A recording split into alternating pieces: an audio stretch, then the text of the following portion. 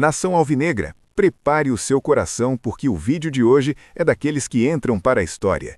Se você estava com aquele nó na garganta, aquela angústia de atualizar a página de notícias a cada 5 minutos, esperando um milagre, pode respirar aliviado. O pesadelo acabou. O Botafogo está oficialmente livre, solto e pronto para atacar o mercado e os adversários com a voracidade que a gente conhece. Mas calma, porque essa notícia é apenas a ponta do iceberg de uma sexta-feira insana nos bastidores de General Severiano e do escritório da SAF. Nós temos a confirmação oficial da FIFA, a mensagem direta e inflamada de John Textor, a lista de jogadores que já podem estrear no Clássico, a saída bombástica do CEO Tairo Arruda e, claro, os detalhes de como essa dívida milionária do Thiago Almada foi resolvida. E eu te garanto, fique até o último segundo desse vídeo, porque eu vou revelar uma estratégia de inscrição na Libertadores que pode esconder a chegada de um reforço que ninguém está esperando. É sério, você precisa entender essa jogada de mestre. Mas antes de mergulharmos nesse oceano de informações, já sabe, né? Verifique sua inscrição, ative o sino, porque aqui o ritmo é de plantão 24 horas. Vamos lá! Começando pelo que interessa, pelo que tira o sono do torcedor, o Transfer Ban. A imagem que todos nós queríamos ver finalmente apareceu. O sistema da FIFA atualizou e o nome do Botafogo não consta mais na lista de clubes punidos. A barreira caiu. E isso não foi por acaso, foi uma operação de guerra financeira e diplomática. O Botafogo precisava quitar uma dívida pesada com o Atlanta United, referente à compra do craque Thiago Almada. Estamos falando de valores que, somados a juros e correções, batiam na casa dos 30 milhões de dólares. A diretoria, numa corrida contra o tempo que deixaria qualquer filme de ação no chinelo, conseguiu o aporte financeiro necessário.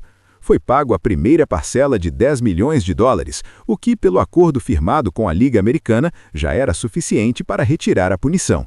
Mas não para por aí. O acordo total envolve mais 20 milhões de dólares, que serão pagos em 4 parcelas de 5 milhões. Ou seja, o Botafogo honrou o compromisso, mostrou força financeira e desbloqueou a plataforma de registros da CBF. E quem veio a público dar essa notícia? Ninguém menos que o Big Boss, John Textor. E ele não veio com um comunicado frio, institucional, ele veio com sangue nos olhos. Em um vídeo divulgado nos canais oficiais, Textor mandou um recado direto para a torcida e eu diria até para os rivais. Ele disse com todas as letras: o Transfer Ban foi retirado. Podemos concluir nossas contratações para 2026. E o mais importante foi a ênfase que ele deu na filosofia do time. Ele citou o técnico Martin Anselmi e o novo sistema de jogo. Textor repetiu 3 vezes a palavra mágica: ataque, ataque, ataque. Ele prometeu que o time de 2026 terá a mesma atitude, a mesma ambição e os mesmos fundamentos que nos levaram aos títulos de 2024. É uma promessa forte. É a promessa de um time que não vai jogar para se defender, que vai honrar a tradição ofensiva do Glorioso. Ele encerrou com o clássico Let's Go e dizendo que é hora de botar fogo. Essa energia do dono da SAF contagia, mas também aumenta a responsabilidade. Agora, com o caminho livre, a pergunta que não quer calar é: quem joga? O relógio está correndo e o Botafogo tem prazos apertadíssimos. Vamos detalhar isso agora, porque a burocracia é chata, mas é ela que decide jogo. O foco total é o clássico contra o Fluminense, na próxima quinta-feira, dia 12 de fevereiro, no Maracanã, pelo Campeonato Brasileiro. O regulamento da CBF é claro: o jogador precisa estar no BID, o Boletim Informativo Diário, até a véspera da partida. Ou seja, a diretoria tem até quarta-feira para regularizar a papelada. E quem são os nomes que devem aparecer? O principal deles é o atacante Lucas Villalba. Anunciado oficialmente, Villalba chega para ser uma peça-chave no esquema de Anselmi. Mas não é só ele. Temos os jovens talentos Ítalo e Wallace Davi, zagueiros promissores que compõem o elenco e dão profundidade ao setor defensivo, além de Johan Hernandes e Riquelme. Todos esses nomes estavam represados, treinando, suando a camisa, mas sem poder atuar oficialmente. Agora, a porta se abriu. A tendência é que todos eles estejam à disposição para o clássico vovô. Imaginem o reforço mental e técnico que isso dá ao grupo. Ter opções no banco, ter sangue novo querendo mostrar serviço num clássico no Maracanã, é o cenário ideal para uma virada de chave. Agora, atenção para o Campeonato Carioca, Para o jogo contra o Vasco, neste domingo, dia 8, em São Januário, infelizmente o prazo já expirou. O regulamento do estadual exigia a inscrição até a antevéspera do início da rodada, ou seja, quinta-feira passada. Como o transfer ban só caiu na sexta, esses reforços não podem jogar o clássico contra o Cruz Maltino neste fim de semana. Mas se o Botafogo avançar para as quartas de final ou fases seguintes, e eles forem inscritos na próxima semana, aí sim estarão liberados. É um detalhe importante para não criar falsa expectativa para domingo, mas o foco maior, sem dúvida, é o Brasileirão e a Libertadores. Falando em Libertadores, aqui a estratégia é de mestre. O Botafogo deve enviar a lista de inscritos para a Conmebol até a próxima sexta-feira, dia 13. E o regulamento permite 5 inscrições provisórias. O que isso significa? Que o clube pode colocar na lista 5 nomes de jogadores que ainda não estão 100% regularizados, mas que precisam estar com tudo certo até o dia 16. Isso dá uma margem de manobra absurda para a diretoria fechar as contratações que estão em andamento. E quais são essas contratações?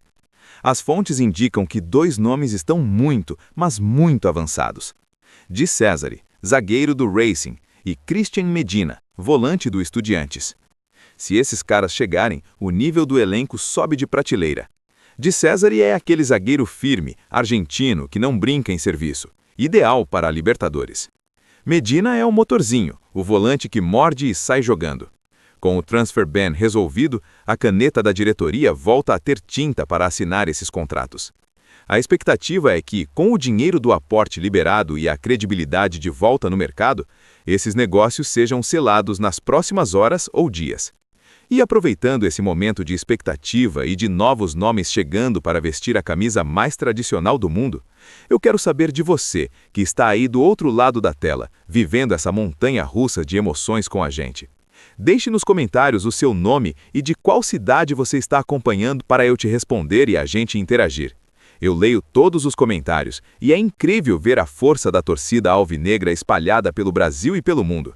Manda aí, quero saber onde a estrela solitária brilha hoje.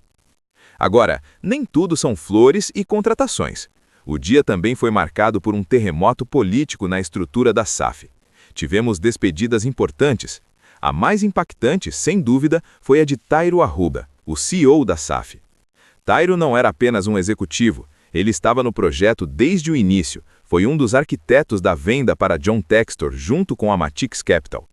Ele publicou uma carta de despedida emocionante, com um tom político, claro, mas revelando as dores do crescimento. Ele lembrou de como pegou o clube, chuveiro sem água quente, falta de gelo, marmitas contadas, e como entregou o clube, com o melhor ano da história em 2024.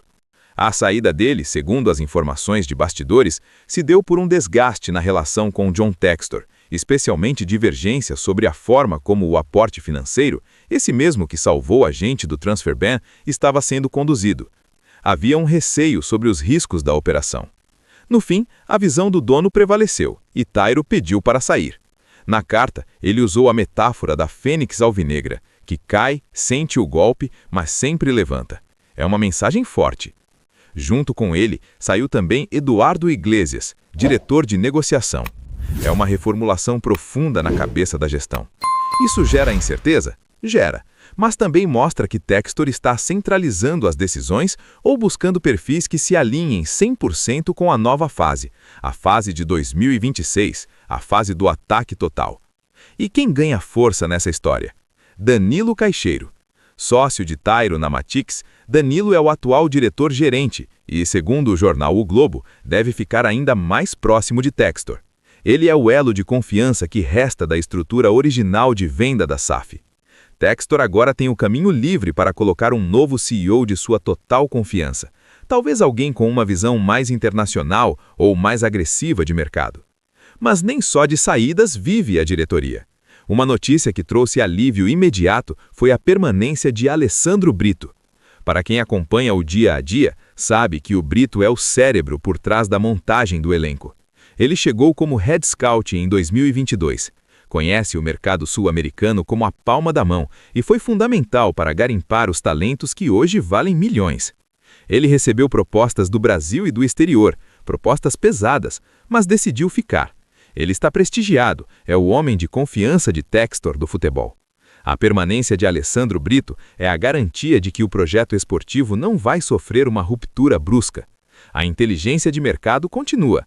É ele quem está avaliando o de Cesare, o Medina, o Villalba. Manter essa peça é tão importante quanto contratar um camisa 10.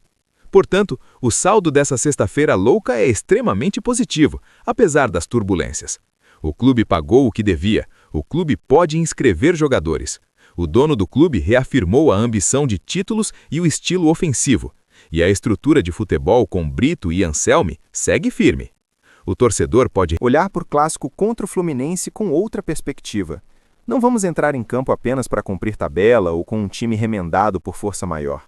Vamos entrar com reforços, com a moral elevada e com a certeza de que a casa está sendo arrumada. Mas lembra que eu falei lá no início sobre um detalhe da lista da Libertadores? Pois é, agora vem a cereja do bolo. Preste muita atenção. O regulamento permite 5 inscrições provisórias na lista que vai para a Conmebol na sexta-feira, dia 13. Nós temos os reforços já anunciados, Villalba, e os meninos da base. Mas a conta dos rumores inclui de Cesare e Medina. Se o Botafogo colocar nomes provisórios nessa lista, isso indica claramente que existem negociações que nós, da imprensa e torcida, talvez nem saibamos ainda, ou que o desfecho de Cesare e Medina está muito mais perto do que imaginamos. A estratégia de usar essas vagas provisórias é o sinal de fumaça de que o Botafogo não parou no mercado.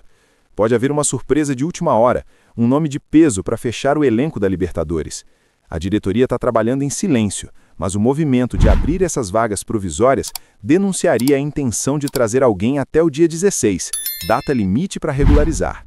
Fiquem de olhos bem abertos. O Botafogo de 2026, como disse Textor, quer repetir e superar a glória de 2024. E para isso não vai medir esforços. A Fênix se levantou mais uma vez. O ban caiu. O ataque total vai começar. E nós estaremos aqui, cobrindo cada passo. Se você gostou dessa análise completa, deixa o like, compartilha com aquele amigo botafoguense que estava desesperado e se inscreve no canal. Aqui a gente respira a estrela solitária. Um grande abraço, fiquem com Deus e até a próxima notícia bombástica.